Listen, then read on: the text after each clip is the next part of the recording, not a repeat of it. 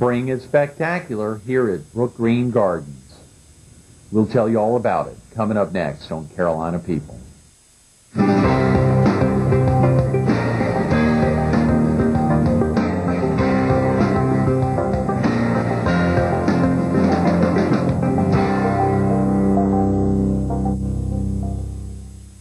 Good morning. Welcome to Carolina People. This morning we're on the patio of the Holiday Cottage at Brook Green Gardens, which again was voted by Southern Living Readers as one of the top 3 gardens in the South. And we're visiting with Kathy Kellam, the Vice President for Education. Good morning, Kathy. Thanks so much for being with us this morning. Great. Thank you. Good. Incredible all week, yesterday and day before, as well as tomorrow and Friday, to be here to focus on the gardens. So much of what's happening down here in Murrells Inlet, South Carolina. It is a treat. We have been blessed to kick off the week with St. Patrick's Day and to know that this Saturday the Southern Living Gardening School will be here. Folks to be able to experience that, who actually get through the gates, possibly pay, or members to get in and be able to attend the school for free. Yes, great opportunity. Absolutely, absolutely. How about yourself, Kathy? Are you originally from the area? Well, actually, I'm from North Carolina. I've been in South Carolina now for about 15 years. Have you been here on the Strand or in Horry, Georgetown County area for that 15 years? No, I came to work at Brook Green about 5 years ago. Before that, I was at the Governor's School for Science and Mathematics in Hartsville, South Carolina. And you've been here at Brook Green 5 years? Yes, that's right. Okay, great. What are the general types of educational opportunities that Brook Green Gardens provides? Well, we have opportunities for both the visitors, and we also serve children in many ways, particularly those in the schools. Visitors, we have different kinds of guided tours and exhibits and special events, and we offer school programs and special camps for children. Great. Well, that's a great commitment. And children are, am I correct, that children under 12 are let in free? That's correct, yes.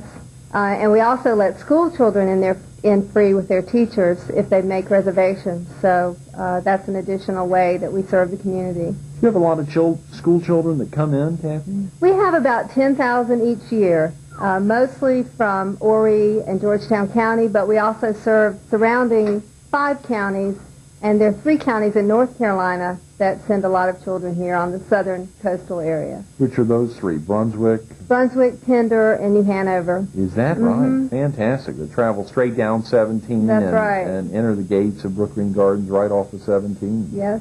That is fantastic. How about some other, when you think about the visitors that come to Brook Green and what they'd experience on their first trip, what's the primary thing that you want folks who've been here for the first time when they leave to think, I experienced this today? Well, Brook Green is all about being on the landscape. Whether you're in the gardens or you're at the wildlife trail or you're out on some of our other opportunities into the woods, I think you're here on this beautiful landscape, and we want you to understand how humans have impacted this landscape over time. There are programs in the gardens. We have programs on the wildlife trail, and we have programs at our Low Country Center that relate to cultural history.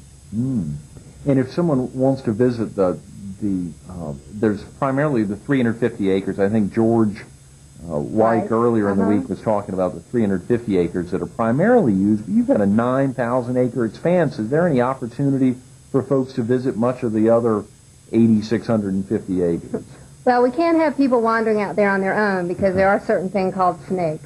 But we have 3 special tours that carry people out into the backwoods. One is the creek excursion that travels the natural tidal creeks, and they hear an interpretation about the history of growing rice. And then we have a special off-road vehicle called the Trekker, which goes to the northern part of the property called Laurel Hill sometime during the day, and makes other trips to the southern part of the property called the Oaks. So there you're getting out miles into natural wilderness. Absolutely, on the Trekker or otherwise. How exciting. Can you talk about one of the educational programs that you give to school children? Let's say if a school bus came in from Georgetown. Well, school teachers that come here, they do make advance reservations. And if they come in and just want to do a self-guided tour, it's all free to them. We do offer special programs that are correlated with their curriculum standards for a small fee. Our most popular there is called Meet the Animals. And the children will encounter live animals. We have a possum, a rabbit, we use owls and snakes, and a trained teacher will talk about the natural habitats of these animals and their adaptations, and it all correlates with their grade level standards. So that's our most popular school program. Mm-hmm. And how do teachers go about learning to use Brook Green's programs with their students? Well, we really believe in training teachers to know how to use Brook Green for their own purposes. And one thing we're doing in that area is we offer each June a graduate class for elementary teachers that focuses on science. And the special theme is biodiversity. And we teach these elementary teachers how to use the resources at Brook Green to teach whatever grade level science objectives they have relating to biodiversity. We also have a somewhat official partnership with Horry County School District, endorsed by their Board of Trustees, and we're working on a new class in June with their curriculum people to train 8th grade history and science teachers to use Brook Green in a similar fashion with their students. We're really excited about that. Great. That sounds very novel. That's very exciting. Can you talk about how important volunteers are to the educational programs that are offered here at Brook Green Gardens, Kathy? Certainly. Our volunteers, we are so dependent on them, and we have over 300 volunteers. Golly. They do all kinds of things. Some conserve sculpture, some work in the gardens, but many of them actually lead tours and greet the public. We have various levels of training that we put them through, but we are very grateful for all our many dedicated volunteers. Mm-hmm. What kind of training would a volunteer undergo? So it depends on their job. If they're going to conserve sculpture, then our curator of sculpture provides detailed training on the proper way to do that. The same if they're working in the gardens. If they're going to give a tour, we have special classes where they learn interpretive techniques. You've probably been somewhere where you had a tour that was a real snooze, and we don't want ours to be that way. So we really train them on the proper ways to present information to the public. How exciting. How exciting. Do you have volunteers that would just come in for the weekends, Kathy? No, it's a little more formal than that. We have actually a volunteer manager, and we keep track of their hours. And so it's really a commitment to be a volunteer at Brook Green, but there are also many benefits as well. They're a very dedicated group. Why do you think people would want to volunteer their time here at Brook Green Gardens, Kathy? It is a real labor of love. I mean, you're here in this beautiful surrounding. People love it. It's also a lifelong learning experience for them in that there's so much to know about Brook Green. Whether you're into art or gardens or history or nature, there's a great depth of information that they can absorb while volunteering here. How exciting. Kathy, can we take a break and come back to talk about the theatrical performances that are held here at Brook Green? I'd love to. Great. We're visiting with Kathy Kellam, the Vice President for Education here at Brook Green Gardens. Stay tuned to more Carolina People coming up next.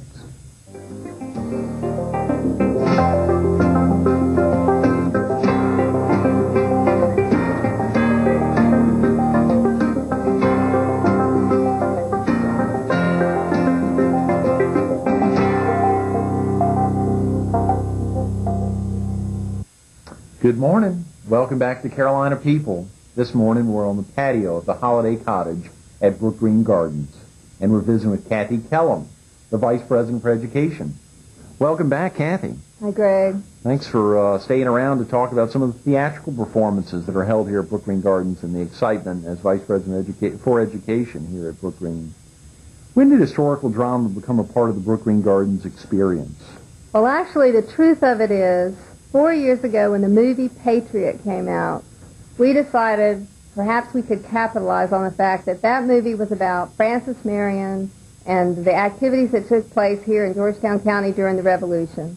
So we created our first summer drama called An Evening with the Patriots, where we reenacted with the real characters the people that were fictionalized in the movie. Mm-hmm. How exciting. So it was just 4 years ago. That's right. Actually, this summer will be our 4th year of doing historical drama. Now, do all the plays relate to Brook Green Gardens somehow? Yes, this place has such a unique and varied history that we have many stories that we can tell. As I mentioned, The Evening with the Patriots dealt with William Austin, who lived at Brook Green Plantation and fought with Francis Marion, Bannister Tarleton, who was the evil British lieutenant colonel in this area during the Revolution, and the widow Richardson, who was a poor woman who was devastated by Tarleton's evil actions. Then we had another play, Aaron and Theodosia, 2 years ago, which was about Aaron Burr and his daughter, Theodosia Burr Alston, who actually lived here at the Oaks, one of Brook Green's plantations. And then our third production was called When I Just Can Remember. That took place in the late 30s, and it was the story of two former slaves plus Genevieve Chandler, who interviewed those slaves during the 30s here at Brook Green Plantation, from the slave narrative, the historic documentation of the slave narrative. How exciting. Well, Kathy, you'll enjoy next Monday, the 24th. We've got Dick Cote on, who authored Theodosia. That's right. Should be a real treat. Hopefully viewers will tune in. Have you been involved in this program, obviously, I guess, since it began?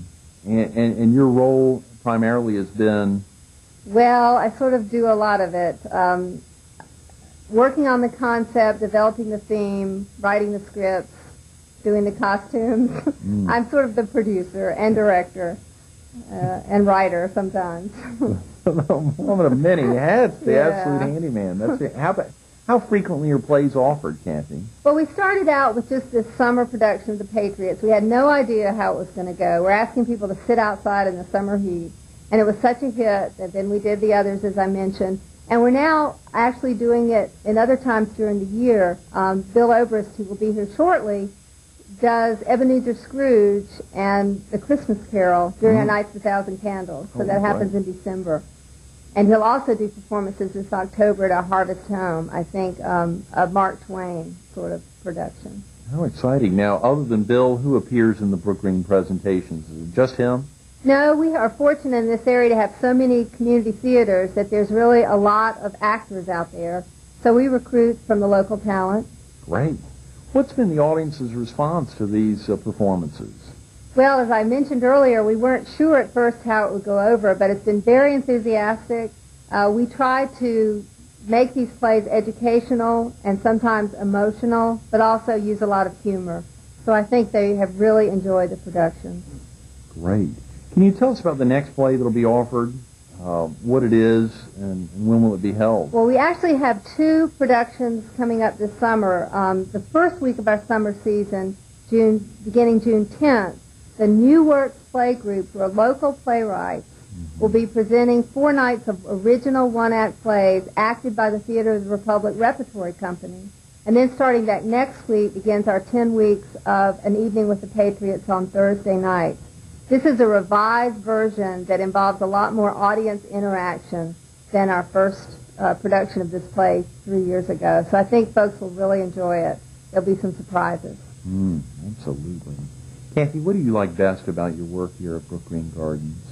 Well, I think the fact that no day is the same. I do a lot of different things. I've had the opportunity to develop a creative side that I didn't even know I had, plus just the beauty of the place, being able to come here to work every day. Absolutely. We're visiting with Kathy Kellam, the Vice President for Education here at Brook Green Gardens, who truly loves the daily beauty, as you can see today, and hopefully experience this Saturday at the Southern Living Gardening School. Get out here at 9 a.m. The experience is once in a lifetime. Stay tuned as Carolina People comes back with the theatrical artist in residence, Bill Oberst, Jr. Kathy, thanks so much for being with us. Thank you, Greg. Stay tuned to more Carolina People coming up next.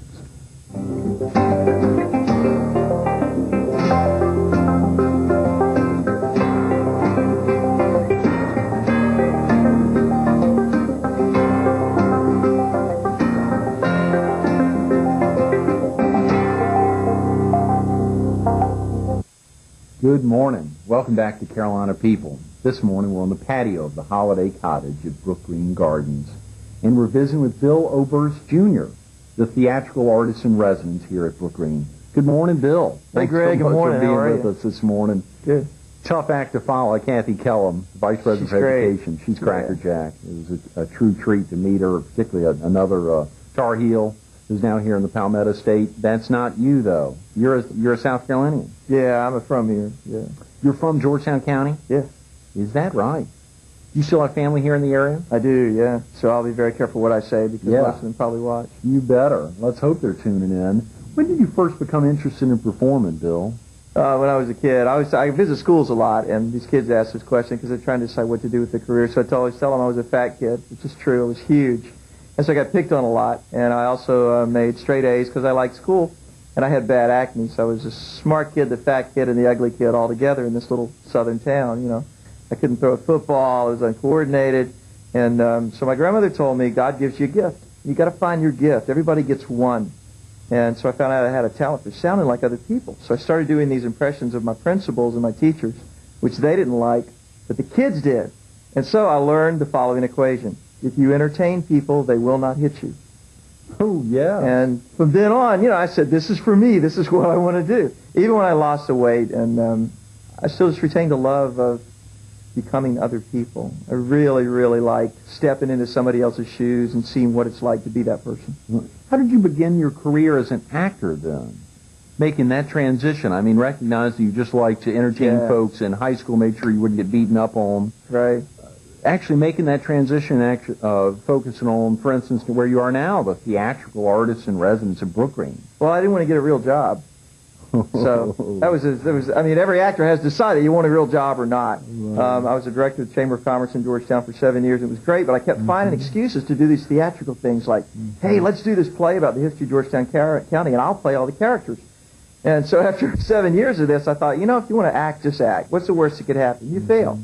And if you're a kid that gets knocked down a lot, you know what to do when you get knocked down, you get back up. So my father would say that I haven't worked in 9 years. And I haven't had a real job in 9 years. Otherwise, I haven't punched a clock in 9 years. And I don't think it's because I'm particularly talented. It's just because I love what I do. And if you love what you do, you will be successful. You know. So where have you performed other than Brookgreen Gardens? And Lord. What are some? Okay. We'll take us on a memory lane there. Maybe you could talk about some of the roles you've played. I play all over the country. I've been out as far on the upper left-hand side of the country as Seattle, and as far down as Los Angeles, and as far up as Maine, and as far down as Key West, and a bunch of stuff in between. How do you get the gigs? I mean, how do folks find out about you, or how do you find out about things? What's that like? Pretend you're talking to a fourth grade class, and they're saying, how the heck do you get a gig in Seattle? Amazingly, most of it is word of mouth. Almost all of my work comes from word of mouth, whether it's the ministries I do in churches or just shows. I keep expecting the phone to stop ringing, Greg. You know, I mean, I do, literally. I don't do these huge marketing efforts. It's just that somebody will see something and they'll tell somebody else. And, you know, especially in the South, word of mouth, that's where it happens. Right. You know, people, they don't want to hear a bunch of PR. They want somebody else to say, well, you'd enjoy this. So it's mostly word of mouth, but I've traveled all over the country. How exciting. We heard the director of the show just this morning talking about your performances as Jesus, talking about performances as the Scrooge. Yep. Obviously, this summer, I'm reading about performances of Poor White Trash, which I think you said family well received. Yeah. Well received. Numerous roles. How do you go about, do you pick roles or do folks pick you? No, I started doing this historical characters because history is boring as it's usually presented in schools, and it was sure boring to me. But then I found out that historical figures, what happens to them, Greg, is they get stripped of their humanity. You don't know, for instance, that Abraham Lincoln was an abused husband. His wife beat him and threw dishes at him, and this informed who he was as a person. This is an example. But kids don't learn that. So what I've done is taken these historical people and try to flesh them out into real human beings. Jesus, of course, is an exception because we don't know what he was like as a person. We have bare-bones stuff. But I also do Pontius Pilate, which we have a little more information on, Mark Twain, John F. Kennedy, Abraham Lincoln, Louis Grizzard, Rodney Dangerfield, Moms Mabley, Bob Newhart, Woody Allen, and Charles Dickens are the ones that I'm doing now. The ones that I'm doing now. Yeah. I try to play people who lift up the human spirit and people who are interesting. And Kennedy's a great example. I do him more up north than in the south. But people either loved him or hated him. And if you're that kind of person who people either love or hate but they're not neutral about, you have a strong personality, and so you're interesting on stage. But how do you go about memorizing lines, for instance, for a piece? Do you just have to have a great memory, or? I hate it. It's the worst part. I hate memorization. I hate it, and I loathe it, and I put it off to the last minute. But in my job, you got to do it. Right. The only way I found that I can do it is to put it on a tape recorder and listen to it, until I'm so sick of the tape I want to stomp it and stuff it down somebody's throat. And at that point, when I've listened to that tape for that long that I hate it, somehow it seeps into your brain and then you can relax and have fun with it. But if you go on stage and you don't know your lines, you're not going to have fun, and neither is the audience. Yeah. So I got 7 scripts I keep up in my head, but still before, like if I'm going to play Mark Twain, I really need to look at my lines before I do it. It makes the show better. And you do this for all the roles. Oh, yeah, you have to. You have to.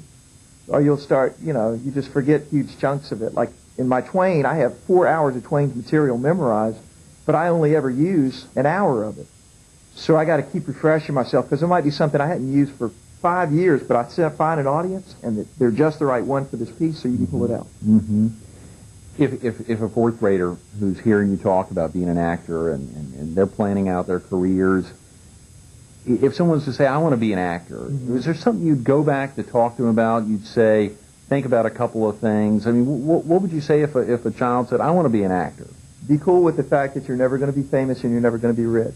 Then you can be an actor. If you want to be famous or rich, there are better, easier, quicker paths towards that end, as precarious as it may be. You may not even want to go there.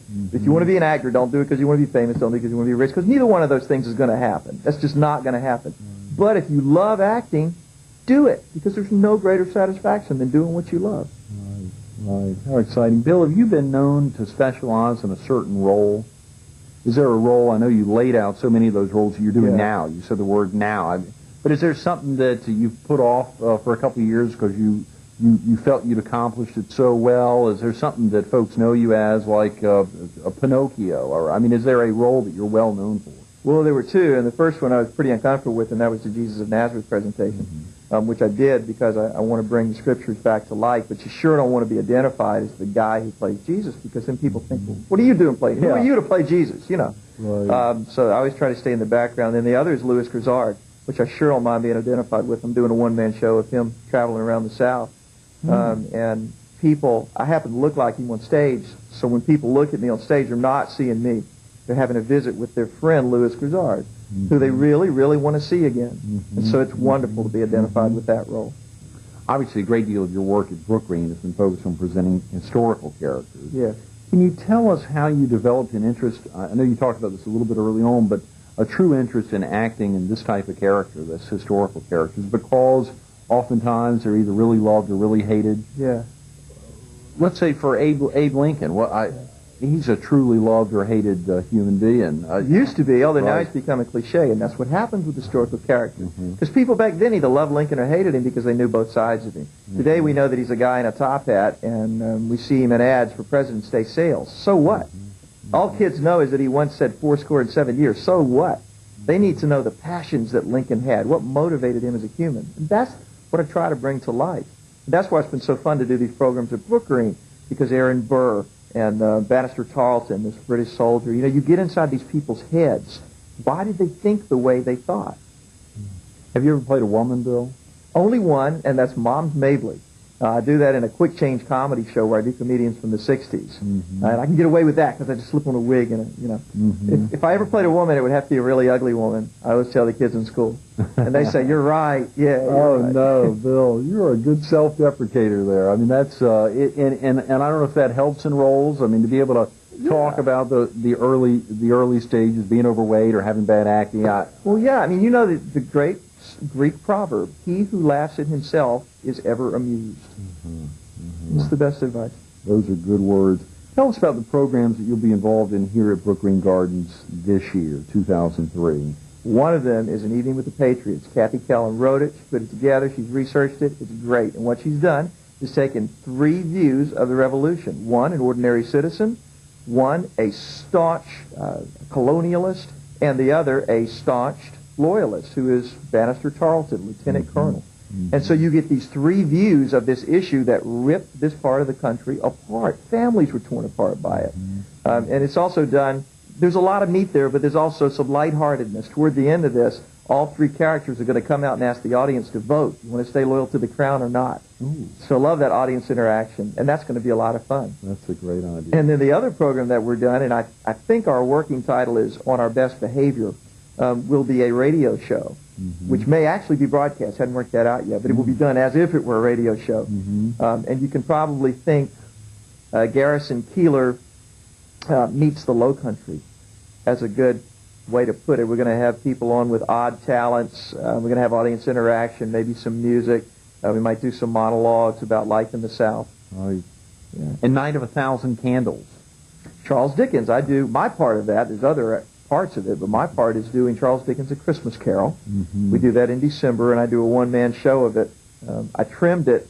If you do the whole thing, it's 3 hours. Mm-hmm. I trimmed it to 45 minutes. So we've got some significant editing going on here. And I do all the different voices from Scrooge and everybody else, and get him from the point where he sees the first ghost to where at the end he's changed his ways in 45 minutes. So it's pretty breathless, which is good because it's cold, and that's about as long as people want to sit. I'm sure, 45 minutes. How about in performing outdoors? Is it difficult to present a play in an outdoor setting? It's better. To me, the closer you can get to your audience, the better. The only bad thing about being in theaters is you can see nothing but the light in your eyes. But see, audiences aren't used to actors looking in their eyes. And if you start looking in their eyes, they get engaged. And at Brook Green, over at the Low Country Center, you can walk right out in the audience and look in their eyes. And it's great. It keeps you energized and jazzed up, and I think it makes them like it, too. That's great. Bill, what do you like best about being the theatrical artist in residence here at Brook Green Gardens? Is that what I am? Oh. I'll answer to that. Loretta? What? Yeah. I'll answer to that. Well, no, give it up. I'm just kidding with you. It's a great honor for them to call me the theatrical artist in residence. I love Brook Green because when I was a kid, I used to come here with my grandmother, and this is where I learned about history, and this is where she showed me plantations where they used to be and what our history was, and I saw an alligator for the first time here in oak trees. So to come back here as an adult and do something that gives back to the community, and I love to, is fantastic. A man inspired by his grandmother who's truly given back to his community. Bill Oberst Jr., the theatrical artist in residence here at Brook Green Gardens. Check him out this year. Bill, thanks so much for being with us this morning. Thank you, Greg. Stay tuned to more Carolina People coming up next.